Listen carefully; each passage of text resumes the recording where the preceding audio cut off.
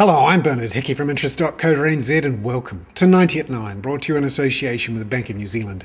Remember, this is your morning briefing where you get everything you need to know in 90 seconds at 9 o'clock.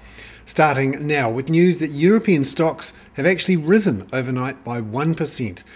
That's after a French bond auction was reasonably well received, and yields in French bonds actually fell, despite the downgrade from AAA that everyone was worried about on Friday night.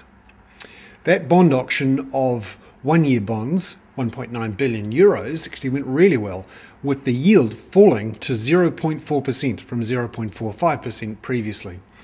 That's partly because the European Central Bank was again back in the market buying bonds, and of course the European Central Bank has lent banks an awful lot of money in the last couple of months. They're using some of that to buy some of these bonds. However, Portugal remains very ugly. Its 10-year bond yield spiked to 14.4% overnight.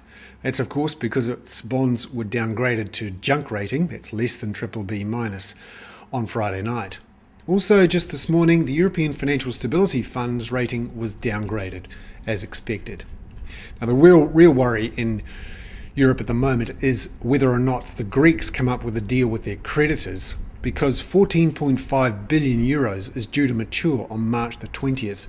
If they can't find a deal with those creditors within the next couple of weeks, then Greece is seen likely to default, and that could unleash new carnage on European financial markets. Meanwhile, the New Zealand dollar is firm, just under 80 US cents this morning. Things to watch out for today: the quarterly survey of business opinion at 10 o'clock. We'll see electronic cards data for December, remember the key month of Christmas, later in the morning.